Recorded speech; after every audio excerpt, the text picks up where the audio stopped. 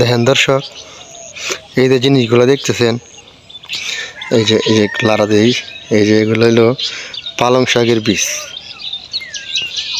দেখেন কি পরিমাণ সুন্দর লাগতেছে।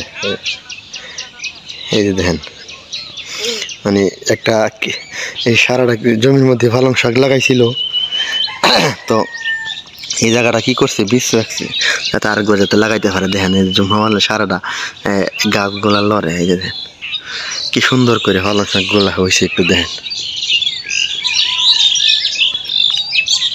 দেখেন পালং শাকগুলা মানে দেখলে একবার মানে নজর কাড়ার মতো, কি সুন্দর যে হয়েছে। মানে আমি কি বলবো, মনে হইতে তুলে সাথে নিয়ে যাওয়ার জন্য, এত একটু সুন্দর লাগতেছে। দেখেন এই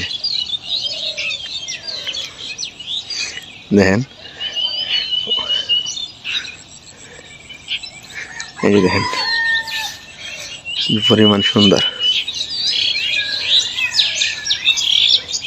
হায়রে সবই আল্লাহ তাআলার কুদরত, আল্লাহ তাআলার নিয়ামত। দেখেন প্রত্যেকটা মাখলুকের আল্লাহ তাআলা তার নিজস্ব সুন্দরতা দিয়া, আল্লাহ তাআলার কুদরতি সুন্দরতা দিয়া সেই স্বয়ং প্রভু তার মাখলুকাত গুলারে সৃষ্টি করতে। দেখেন কি পরিমাণ সুন্দর।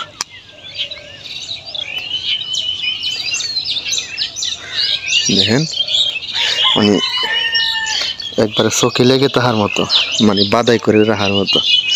আসলে মানে কি আর কমো। দেখেন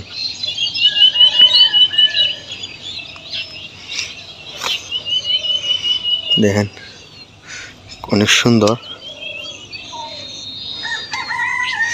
এই যে দেখেন কত বড় একটা জুফা, এখানে শুধু একটা গাছ। এত বড় জুফাটা এখানে 3 কেজি বীজ হইব একটা গাছের মধ্যে মনে হইতেছে, শুধু একটা গাছ। দেখেন কি পরিমাণ আল্লাহ তাআলা দিলে কি পরিমাণ দেয়। যে আরেকটা জিনিস দেখেন, এই যে দেখেন ফুলকপি ছিঁড়ছে। দেখেন কি সুন্দর করে ফুলকপি ছিঁড়ছে। দেখেন একটু কি পরিমাণ সুন্দর লাগতেছে। আবার দেখেন এই যে এগুলোর ভিতরে আবার এই গেন্ডারি লাগাইছে, গেন্ডারি গাছও আছে। এই যে দেখেন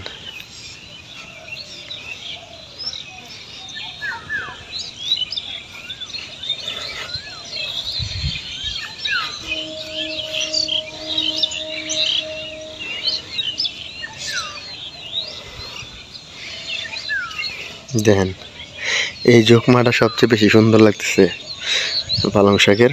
এগুলো বীজ হবে, কিছুদিন পরে এগুলো বাতি হওয়ার পরে তুলে নিয়ে সংরক্ষণ করবে। দেখেন